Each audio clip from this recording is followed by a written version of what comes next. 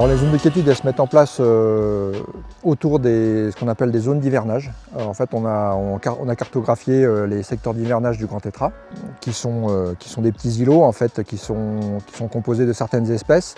Donc ici, c'est essentiellement du pin accroché, dont il est très friand l'hiver. Et en plus, il y a aussi des phénomènes d'exposition et de milieu qui lui est favorable. Et quand on connaît ces zones d'hivernage, on essaye de les protéger au maximum. D'où la mise en place de ces zones de quiétude. Donc ici, elle est assez grande, justement pour pouvoir protéger tout cet espace qu'on a devant nous et qui était habituellement très fréquenté l'hiver. Et l'hiver, le Grand Tétras fonctionne en économie d'énergie. Donc il accommode son régime alimentaire et son attitude. Il devient presque immobile. Il se déplace très peu, alors qu'il y ait de la neige ou qu'il n'y en ait pas d'ailleurs. Et c'est pour ça que c'est important de le laisser tranquille. Et que même s'il ne s'envole pas, il a tendance à stresser. Et qui dit stress dit consommation d'énergie. Et du coup, c'est des animaux qui sont déjà fragiles de nature.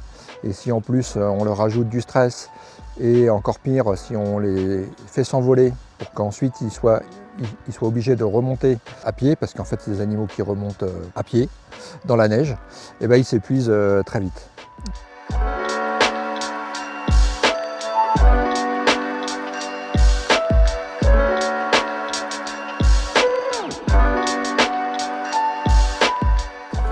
Mais là du coup je suis juste en train d'installer la rubalise dans la partie forestière. On longe tout le bas de la lisière là, de cette forêt de pins. On est vraiment dans l'habitat typique du Grand Tétras en hiver. Il a vraiment besoin d'être tranquille. Donc là l'objectif c'est de bloquer en fait le passage, les entrées de parcours pour que les gens restent cantonnés un peu sur la partie sentier. Alors l'hivernage ça commence en ce moment, là à l'automne. Là les Grands Tétras ils commencent à se regrouper sur les zones d'hivernage et malgré tout il fait froid. Là. Et donc jusqu'au printemps ils ne vont plus trop se déplacer, ils ne vont plus trop bouger.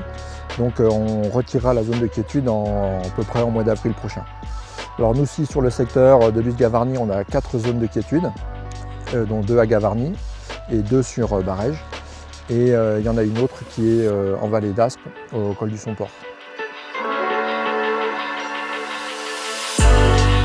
Donc, pour ce qui est du Grand Tétras, on arrive à maintenir des populations. Et ce qu'on a remarqué aussi, c'est que ces espaces-là qui deviennent vite très tranquilles l'hiver, deviennent des zones de refuge pour toute la faune.